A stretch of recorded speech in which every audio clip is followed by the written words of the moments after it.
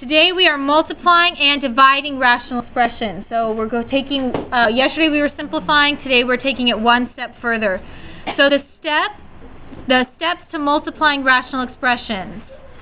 First we need to factor the numerator and denominator completely. That means all the way. You multiply straight across, right? Across the fractions. And then we simplify if possible, and we don't even have to multiply it all out. We get to leave our answer in factored form, so then we'll be done. So these are actually really short problems. 3 over t times 4 over t. So what we have to do here is the first step is to factor the numerator and the denominator. Now I'm looking at each of these numerators and denominators, and we can't factor either of them, right? So we're going to go straight to the multiplying step, which means we multiply straight across. So 3 times 4 gives me 12, and t times t gives me t squared. Okay, can I simplify or reduce this? No, so this is my answer. I'm done. That's it for that one. Is that easy? Is that easy? It's easy to solve it. Example 2. M minus 2 over m plus 2 times m over m minus 1.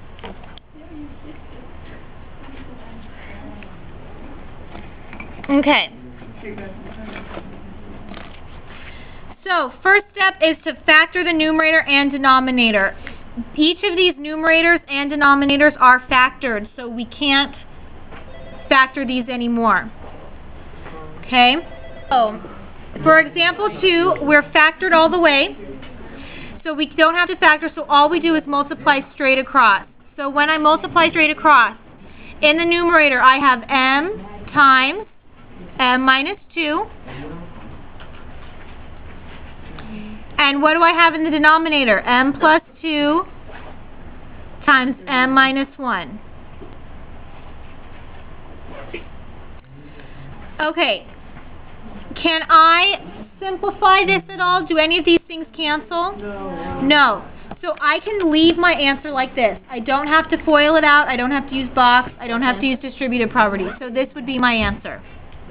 We can leave our answer in factored form. Example 3.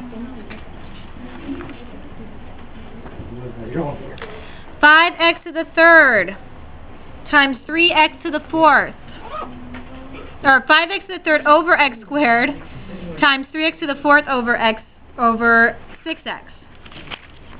So what we do here, look at our numerators and our denominators. Can we factor those? No, we can't, because they're all single terms. What do we call it when there's just one term? Monomial. So all we're going to do here is multiply straight across. 5x to the third times 3x to the fourth. Very good. I'm going to rewrite it first, and then I'll simplify it. And x squared times 6x. Okay. Yeah, I'm sorry. I'm going to do that exactly. So in the numerator, we're going to have 15x to the 7, and in the denominator, 6 x to the third. Very good. Okay, am I done? No. Why not? Because there's a greater common factor. There we can simplify, right? Look at my coefficients, 15 and 6. What goes into both of those? 3. 3 goes into 6? Twice. 3 goes into 5? 15, 5 times. Okay, what about x to the 7th, x to the 3rd? Do I keep them there? Yeah. Oh, wait, no. No. When I divide, what do I do with the exponents? Move it to the back.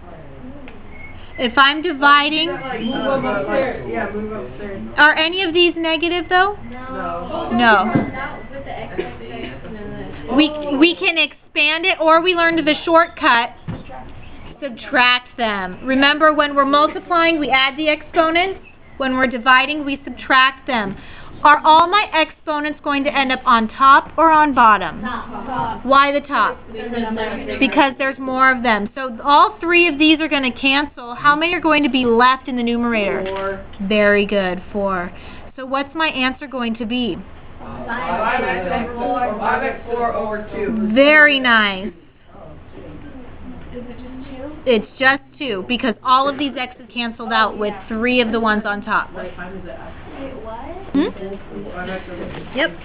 Okay, so example 4. We have m minus 2 over 3m plus 9 times 2m plus 6 over 2m minus 4. Okay.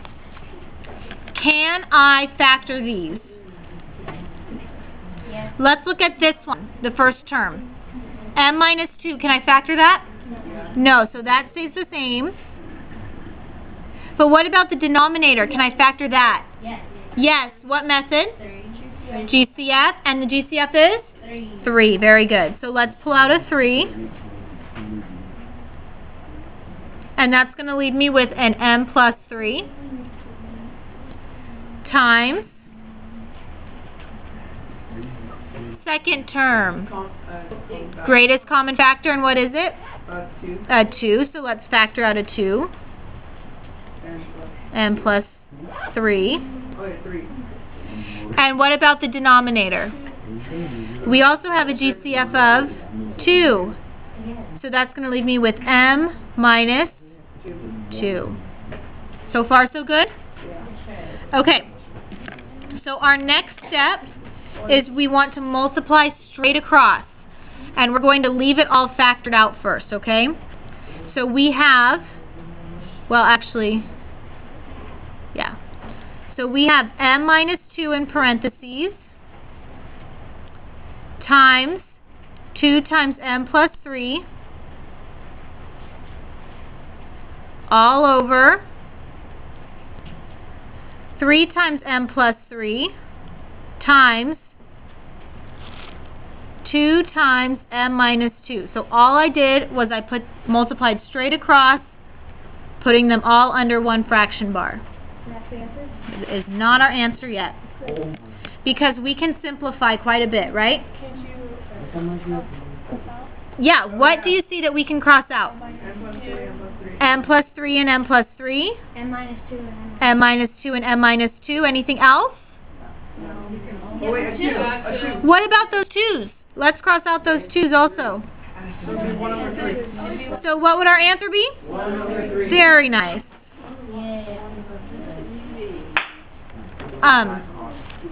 We're not going to do example 5 all the way out. I just need everybody's eyes up here. Okay, I'm multiplying 2m plus 1 over 3m minus 6 times 9m squared minus 36. Now, these are not both fractions. Can I make them both fractions? I can put this over 1, and then we do exactly the same that we've been doing. Okay? How does this guy factor right here? There's a GCF, and then it will be difference of 2 squares. I would do difference of 2 squares right off the bat. Okay? Alright, we also need to divide really quick. So I want you to write these steps down, and we'll do one example, and then you should be okay for your homework. Okay, so when we are dividing rational expressions, how many of you guys have heard keep it, add it, change it? Or keep it, change it, flip it? KCF? Okay. That's what we're doing here. So the first thing we have to do is we need to change to a multiplication problem. So we keep it, change it, flip it. Then we factor completely, multiply straight across, simplify if we can, and leave our answer in factored form. So the steps are the same. The only thing we have to remember is before we can do that, we need to change it to a multiplication problem.